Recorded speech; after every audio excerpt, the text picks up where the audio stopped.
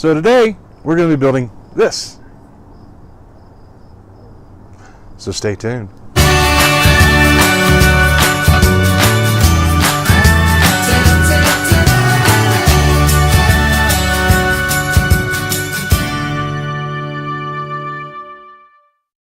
Hi guys, so for those of you that don't know, my name is Michael and I am the woodworker for MK Designs. And today, we're going to be building a birthday gift for a friend of ours. Her name is Pepper. So if you hear me say Pepper throughout this video, you'll know who I'm talking about. I wish I could take credit for this one, but unfortunately I can't. A fellow woodworker by the name of Mary Dunn or Dune, I'm not real sure how you pronounce it. I hope I'm pronouncing it right, not totally butchering it. But she actually came up with the idea. She had a friend that is a real estate agent, and she made this for her birthday. And when I saw it, when she posted it up on Facebook, I saw it and I'm like, oh wow, why didn't I think of that? I mean, seriously, Pepper just became a real estate agent a year or so ago, and her birthday was in May, and you know, whatever. But thank you, Mary, for posting that up and giving me the idea to do this for Pepper. Mary is a part of a really good group, really great group actually, of beginner and intermediate woodworkers who took Steve Ramsey's weekend woodworker course. I took it just because I'm constantly always trying to learn new things, and I picked up a few things. I mean, I haven't built all the projects in the course, but I probably will over time. I don't have a miter saw, and that's one thing that's keeping me from building some of them. But I mean, I take advice from everybody. I mean, I'm no expert by any means, not yet. I'm working on it. I'm getting there, but not yet. Unfortunately, I had to take a lot of time off from doing this, so yeah, my skills are not quite where I want them to be just yet. They'll get there. One of my philosophies in life, and always has been, is never stop learning. Always learn something new every day, basically. And I know it's said so much it's almost become a cliche, but it's actually very, very true. I'm happiest in my shop when I'm learning something new, and I think that's the way it should be. Your happiest moment should be doing something you love doing and learning something new about it. Because once you've learned it all, it gets boring. So, but anyway, yeah, thank you, Mary, again for giving me the idea for this. And yeah, so without any further ado, let's get to it. Okay, so the first thing I need to do is I need to get Pepper's business card put into what I'm going to use to hold it on the sign. And I'm using the self-adhesive business card laminating sheets because, one, I don't have to buy an expensive machine to laminate it. Two, they're repositionable for up to 24 hours, so leave a lot of room for error, and it gives me enough space to be able to put my holes in the top without having to put the holes through the card itself.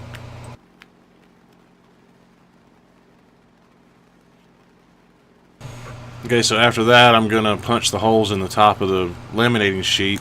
This will help me position my hardware later on down the line. And this is what it looks like after I'm done. Okay, so now I'm going to rip down my Purple Heart. And I'll admit I got a little excited during this because I just bought a new Forest Woodworker 2 blade, and it literally cut this Purple Heart like butter, didn't leave any burn marks on it, anything. I was thoroughly impressed. I have been a die-hard Diablo blade user for a very long time. This blade sold me on changing blades. So before I cross cut it, I'm going to run it over the joiner a couple of times and then run it through my planer to get everything flat and square and everything the same thickness.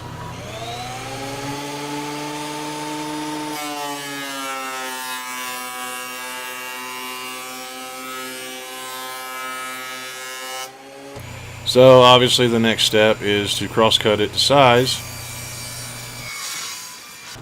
Now the next thing I need to do is mark out and drill the hole for where I want my post to go for the sign. And I do apologize for the shakiness of the video. That's one of the downsides to having the shop like I do. Slightest vibration tends to vibrate everything. I'm going to work on trying to fix that. So the next thing I'm going to do is I'm going to cut down the pieces from my post and my arm for my sign. It may seem like I'm doing things out of order a little bit, but there's a reason I'm doing it this way, and it should make sense soon. So now I'm going to cut the notches out for my arm and my post to go together, crossways. And I'm going to sneak up on the cut a little bit. I'm going to cut a little bit, check the fit. If it doesn't fit, cut a little bit more.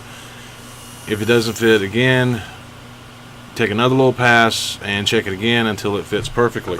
Now, I'm not using my dado blade on this. Instead, I decided to use, I have a flat grind blade, meaning the teeth are all cut flat across. It accomplishes the same thing as a dado blade, just takes a few more passes.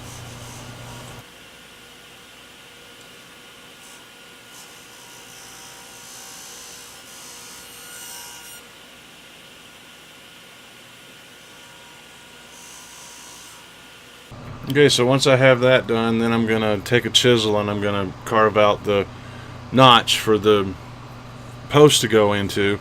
And yeah, you see another one there in front of you. You don't make the same mistake I did. I routed my edges before I did this step, and it blew out and I couldn't get it fixed, so I had to redo it. But what I'm going to do is I'm going to start on one side where I go about halfway through, and then turn it over and start on the other, and just keep trimming it down until it fits.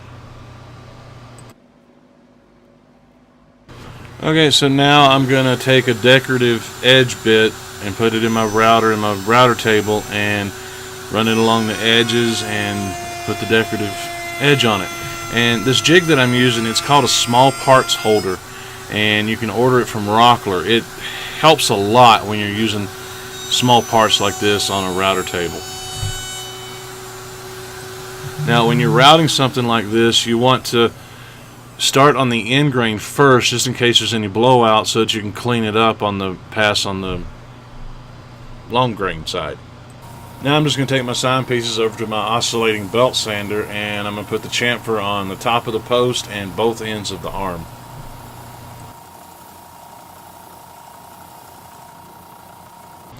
Here I'm just marking the spots for my hardware on the arm of the sign. Once I have them marked, I'm going to put my hardware on, and then I'm going to take it back out so I can put it back on after I finish it.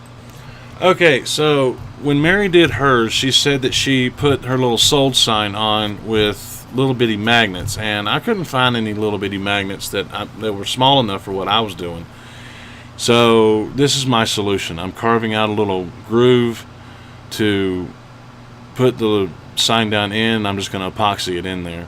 And what I wound up doing was I wound up just printing out a sold sign on the computer, and then using Mod Podge and gluing it onto the piece that will fit down in here, and it worked out really well. I at first tried to do a photo transfer of it, but it didn't work out too well. The red just was kind of faded with the wood grain, and it just didn't look right. So I just wound up printing it out right ways and just gluing it on. So for the front and back pieces of the little card holder that sits on the bottom, I took a tube for my spindle sander and just made a little design on them, and then took it over to the bandsaw and cut it out and finished it up on the spindle sander actually.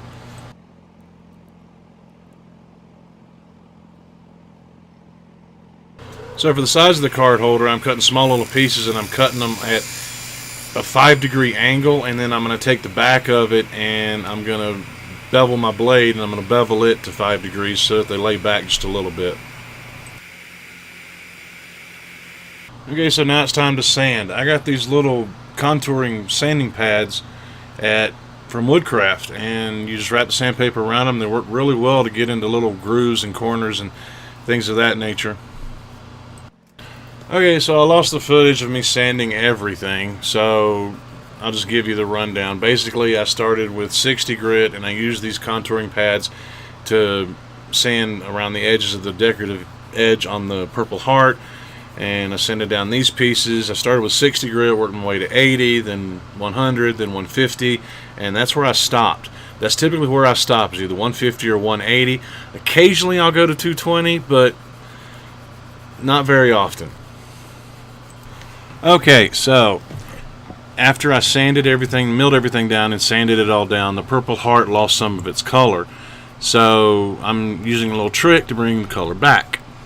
I am thoroughly wetting the surface with acetone, and then I let it sit in the sun for about 20 minutes or so, and then I will flip it over and repeat. And I'll do this for about 3 or 4 hours, and then I'll set it inside overnight, and it brings back the purple color really well.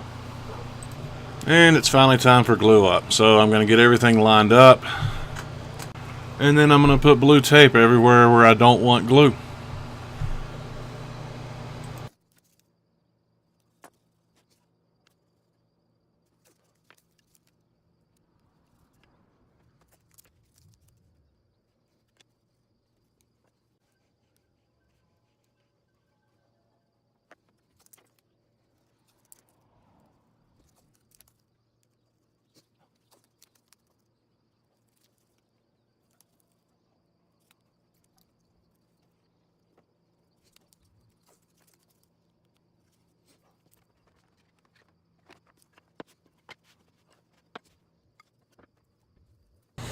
Okay, so now when you're working with exotics, they can get very oily, and it can cause the glue, especially PVA glue, to not adhere properly. So before you do any kind of glue up, it's always a good idea to wipe down wherever you're going to put glue at with acetone. It gets rid of the oils and allows the glue to adhere. Okay, so the way I'm going to do this is I'm going to take my acid brush and I'm going to put glue on it, and then I'm going to put it down in the notch for the post. Then I'm going to put a little bit of glue on the post itself and push that in, and that's the first part I'm going to glue up. Now I'm going to take one of these corner braces from Rockler and clamp to the base and the post, and to keep everything at a 90-degree angle, and then I'm going to let that dry for about 45 minutes to an hour.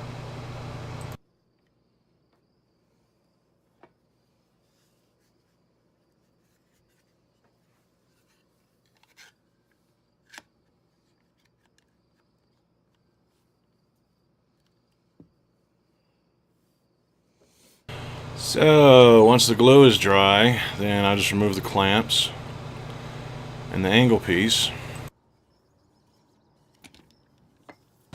and then I'll remove the two pieces of tape in the middle so that I can put the little card holder on. So the reason I had those there was because when I put the tape on earlier, I doubled it up around where the post is at, and in order to make sure everything was level for the corner brace to hold everything at 90, I had to put those there to level it out. Okay, so I glued up the little card holder off camera, but I don't really have a good way to clamp it down while the glue is drying after I put it on the base. So I'm just putting a drop of CA glue in each 4 corners, and then I'm going to put on my PVA glue.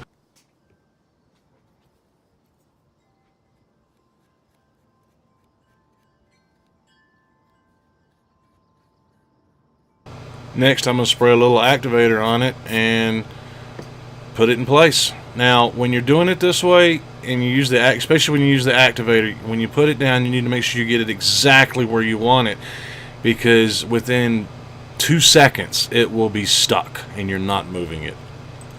To take care of the little bit of squeeze out that I got, I'm just going to take a damp rag and use the tip of a screwdriver to get in the corner and get it all out. Once the glue dries for about 45 minutes, I'm going to remove all the blue tape.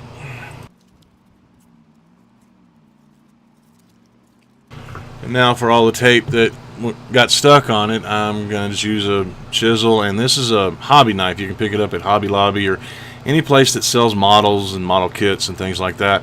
And I'm just going to cut along the corner and then use the chisel and pry it up very, very gently so I don't scratch the Purple Heart or the maple, either one, and get all the tape and the glue squeeze out that I didn't get off before, and get it all off.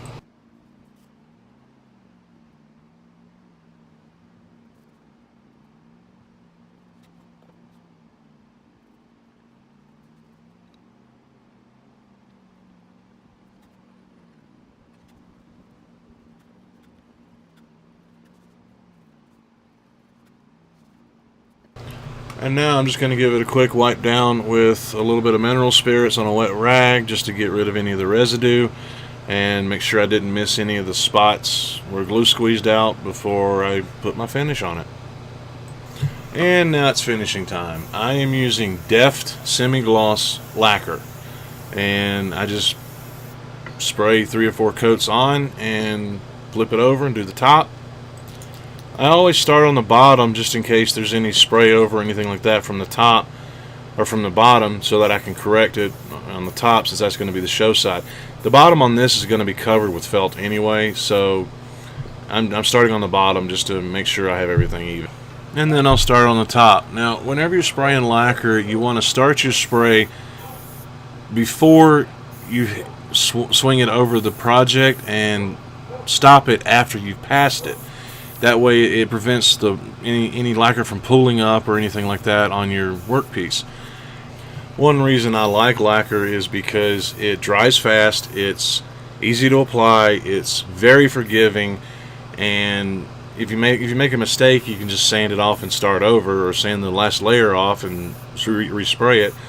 I live in Colorado where it's very dry, not humid at all, so I'll spray on a coat and then wait 15 to 20 minutes and it's dry and I can spray my second coat. So this project, spraying it completely top and bottom, only took me about 2.5 hours. Okay, so I'm going to go back to where I was spraying the bottom for just a moment because I want to talk to you about something important. Lacquer has a lot of VOCs. That makes it very toxic. If you're in an indoor shop, you definitely need to wear a respirator with an organic filter on it. My shop is outdoors. You all know this. I still wear a respirator with an organic filter cartridge. I even have a rule that anyone that's going to be out in the shop while I am doing this also has to wear one. I know a lot of you are going to say she's sitting there sanding wood while the fan's on, blowing the wood towards my project, but as you can see, she also is wearing a respirator. And her sanding actually affected my project very little. She's sanding down these little bitty pieces and she's using a hand sander, and it didn't really affect it at all. So before I spray on the last coat, I will take a piece of 220 grit sandpaper. If I sanded the piece down to 220, I will use 320 or 400 and just sand it all down, get rid of all the little bumps, and then I'll spray on the last coat. And you don't need to worry about cleaning all this off because the lacquer will actually melt the pieces in, and it actually improves your finish. But there is one more step after this, and I'll show you what that is here in just a second. Now, if you live in a different part of the country where it's more humid, it may take you a little bit longer, but I think the manufacturer recommends 30 to 45 minutes between coats, and that's for more humid areas. Just when you're spraying it and you think it might be done, check it. If it's dry to the touch, you're good to go. So before I do the last step, I will wipe it down with a little bit of mineral spirits just to make sure I got all the residue off from the sanding. And then I will take either a brown paper bag, or in this case I'm using that brown painter's paper that you get from the big box stores, and I'm just rubbing over it. That gets rid of all the last little bumps that you might get and comes out really, really smooth. Okay, so once the finish is done, then I will add the felt, and I'm using self-adhesive felt, but we all know how good that adhesive actually is. So I'm putting some spray adhesive on the bottom of the base and letting it sit for about a minute, and then attaching the two, holding it in place for about 30 seconds, and it's good to go. Then I'll just cut the felt out around the base, and I'm done with that part. And the last thing I need to do is put my little hooks back on the arm and put the business card on, and then put the extra business cards we have into the card holder, and there you have it.